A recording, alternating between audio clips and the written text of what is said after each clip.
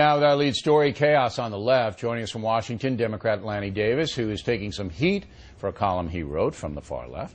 And from Boston, Dr. Mark Lamont Hill, who teaches at Columbia University. So, Dr. Hill, you know, you're a little too late. If you had gone up there this time last week, you might have had, swayed the election for Martha Coakley and couldn't have done any worse than President Obama did. If I went instead of Obama, I think she would have gotten 2 more points. Oh, well, my God, it possibly could have happened. So what do you think about all this nutty stuff going on the left? I mean, this is classic left-wing problem. I mean, for the last 2 years, we've been more galvanized and organized than ever. But prior to the last 2 years, we've always had firing squads in a circle. And we're retreating back to our old strategy of picking on each other and turning on each other instead of turning to each other with a coherent political agenda. It's a disaster. So you're not surprised by this? Because I didn't anticipate all of this kind of angst in open combat. I did. Oh, I did. You did? You knew it was going to happen? It's been bubbling for the last year. The Congressional Black Caucus, for example, had been sitting on its hands when they were mad at Obama. You have hardcore anti-war leftists who have been upset but haven't been saying much. People have been giving President Obama a pass. I haven't. I've been critical of his lack of progressive agenda for the last 6 months to a year. But most people have not, and now they finally had enough. And the fact that the White House couldn't help squeak out a victory in Massachusetts, a Kennedy Senate seat, the fact that you couldn't secure that says that there's no leadership at the top right now. But do you really believe if Obama moved further to the left into your precinct, Doctor, that he would be more popular among the folks? You can't believe that. I think he'd have I think you'd see less infighting right now. Well, yeah, if he moved to the left. Among your crew you would, but he'd further alienate, I think, the American people. Now, Lanny, you wrote a column right after Scott Brown won, and just tell the folks what you said and the reaction to it. Well, I write as a liberal who supported the president and the Democratic Congress's national health insurance program, and I was in favor of a public option. The only problem with the professor and my viewpoint is that a majority of people in America disagree with us. And 2 and 2 equals 4, and this is a no-spin zone fact that we lost in Massachusetts because we lost the debate on health care, and the American people see health care as our proposal, I think incorrectly, but still our fault that they see it this way, as big government, high taxes, and fiscal irresponsibility. That's not where the country is. Barack Obama did show leadership, did try his best the same way that Bill Clinton did, with the same result. And I want to say one more thing, Bill, about your commentary. Don't be too sure that after the '94 debacle, you weren't predicting that this is all over for Bill Clinton, and look what he did. I wasn't on the air then. So I wasn't predicting anything. It's a little too soon to read Barack Obama's or the Democratic Party's obituary. Lanny, I didn't predict it's all over for President Obama. I just said he lost power. But after you wrote your column saying that, the folks are just not seeing it our way, you got attacked by the far left, the same people we saw in the montage. And what did they say about you?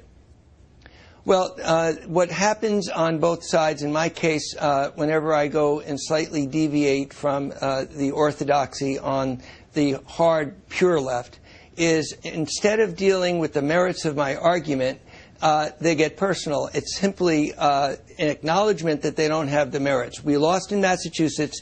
It's the message stupid, so they not the messenger. attacked you personally, and they said nasty things and they just about attacked you me personally, and that's their last refuge. Now, Dr. But it means they lost the argument. Yeah, and that's what they always do. I mean, we've been watching our coverage on our competing networks, and I mean, some of it's just disgraceful. There's no doubt about it. Dr. Hill, weren't you surprised to hear that I was complicit in the 9/11 attack? I mean, I was shocked. I mean, I blame you for a lot of things. I didn't know you were that intricately involved. I threw that soundbite in there because most liberals don't believe that stuff, but there are enough of them that do. There are enough of them that do, that taints the whole crew. Am I wrong? Yes, you're absolutely wrong. There are probably about 7 people in America who think that you were complicit in 9/11. There are about half, just like there's a handful of people that believe in the birther stuff. I mean, we can trot these people out, but the reality is that small crew of people does not represent the left or the left-wing ideology. It's a decent point, but when you hear these people in the media, Lanny, and I don't want to get specific because, I'm not in the business to prop up our competition. We're beating them now 6 or 7 to 1. But when you see this nasty, hateful garbage coming out of the far left, and it does come out of the far right too, but this week it's certainly been centered. I mean, Scott Brown was called every name in the book. How can these people possibly think this is helping their cause, Lanny? How can it's just driving people away? It actually amazes me, and I know what you're talking about, that they don't realize that by getting personal, they've lost the argument. I remember the candidate I supported in the Democratic primaries, Hillary Clinton, was attacked by the same voices and attacked personally. Coming out of NBC primarily, but it's talk radio too, Air America, and that kind of stuff. Could I just add one thing that I do think you're right about?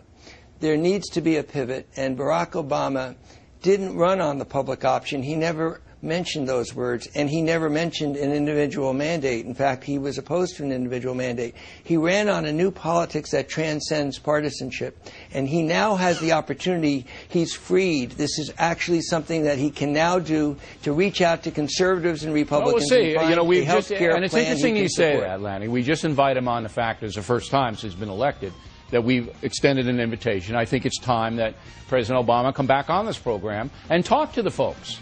I think it's time. You got a lot of viewers that he ought to be talking to. You know how many viewers last night? About 7 million. Okay, we wiped out ABC's primetime schedule last night.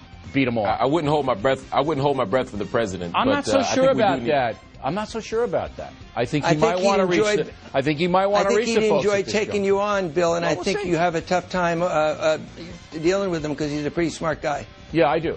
You know me. I'll melt down right. Yeah, I'm not sure you can. I'm not sure you can hang with him, Bill. But it'd be fun to watch.